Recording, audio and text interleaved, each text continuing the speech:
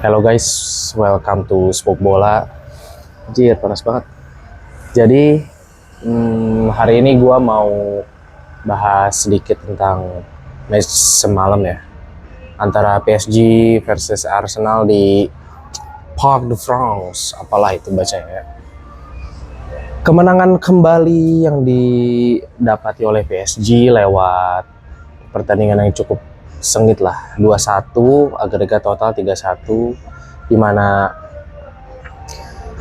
secara keseluruhan pertama kita bahas dulu babak pertama tuh ya kelihatan lah di sini Arsenal belajar, mereka cukup telat panas di leg 1, jadi di leg 2 ini mereka langsung tancap gas. Terutama di 15 menit pertama tuh mereka mencoba mengurung PSG dengan pressing yang tinggi, intensitas yang tinggi, defensive high line mereka juga kan lumayan tinggi tuh di situ. Terus dimana siapa itu Partey ya, banyak nyoba-nyoba langsung dapet throw in, lempar ke depan, ke box gitu, dimana menurut gue sih Arsenal kemarin ya cukup memulai dengan baik, dengan harapan mungkin mereka mengincar gol cepat ya, mengincar gol cepat biar secara moral mereka naik. Tapi pendekatan yang dipilih sama Arteta juga ya menurut gue itu lumayan keluar dari DNA Arsenal lah. Kelihatan di situ mereka lebih direct, mereka banyak main bola-bola long ball, bola-bola crossing. Terus ya karena Merino di sana kan, Partey udah balik, terus akhirnya Merino ditaruh di depan lagi gitu. Mereka punya keunggulan postur di sana kan, ada Merino. Areal duelnya juga kan salah satu yang tertinggi di Eropa gitu.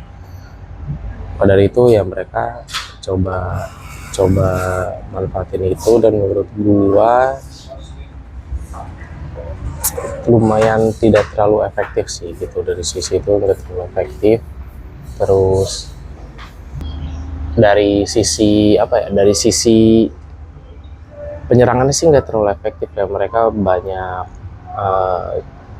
coba real duel, ada beberapa ya ibaratnya di situ juga ada Donnarumma gitu. Donnarumma juga punya kapasitas buat menangin duel-duel kayak gitulah gitu. Terus menurut gua juga Odegaard selain dia ada shoot tendangan jarak jauh dari luar, ya secara keseluruhan match ya nggak terlalu kelihatan lah. Sama kayak Martinelli juga nih, aduh Martinelli juga deadwood lah, batang kayu aja gitu, bener-bener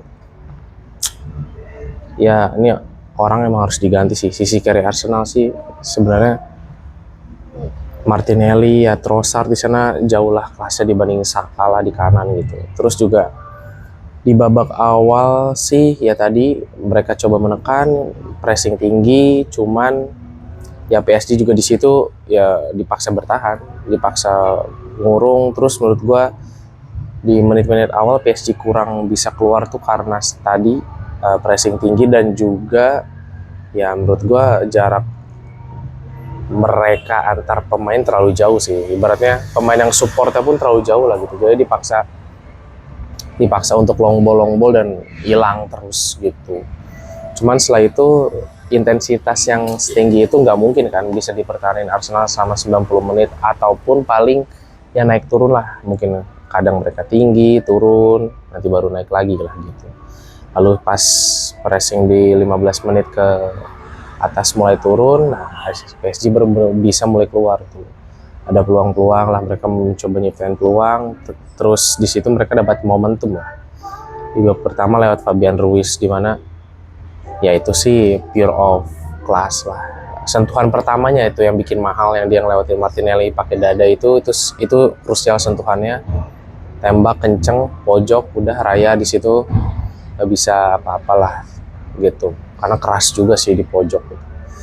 Jadi menurut gue yang bisa dievaluasi sih secara game ya, menurut gue kehilangan Dembele juga PSG cukup ngaruh sih. Terutama Dembele itu lebih rajin buat drop ke belakang, buat ngejemput, nambah orang, superioritas di tengah. Dan Barcola yang kemarin diplot jadi striker lah apa false line itu nggak menjalankan role itu sebaik Dembele gitu. Makanya beda banget begitu Dembele masuk kan, kelihatan gitu mereka lebih punya opsi kombinasi gitu, terutama di golnya Hakimi juga di situ.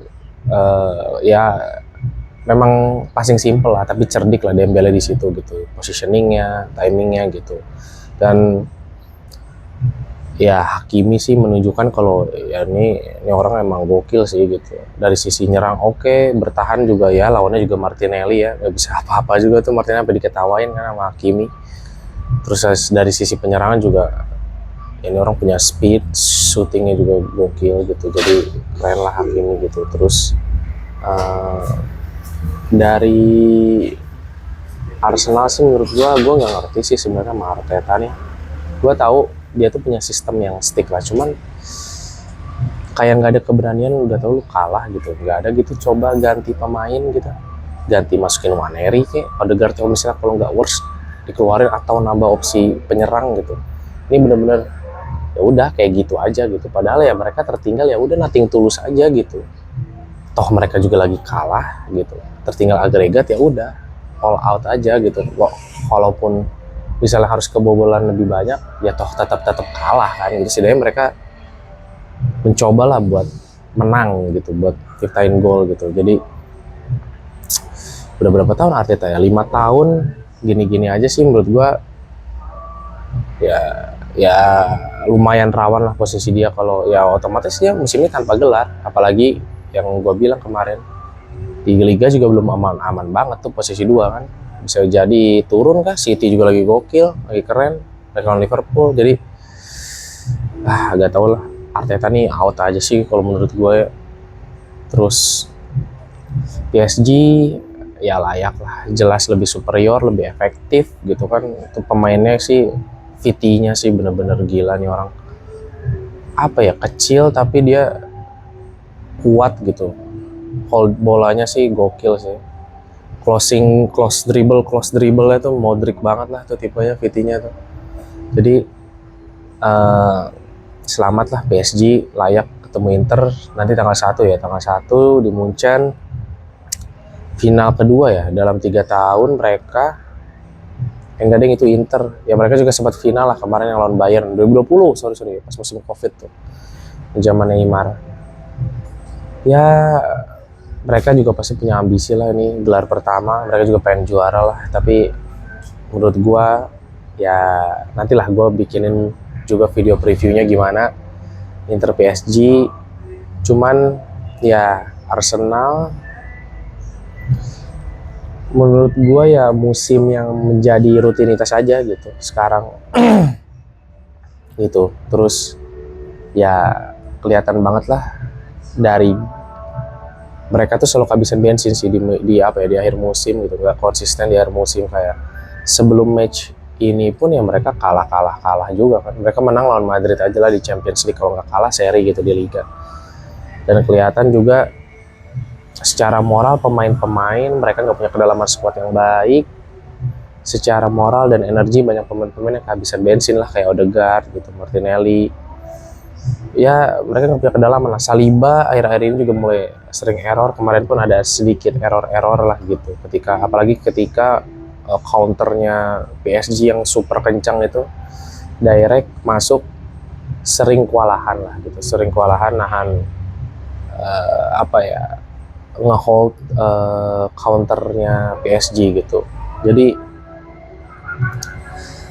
ya harus dan mereka juga banyak cedera sih. Calafiori udah mulai main kemarin tapi ya belum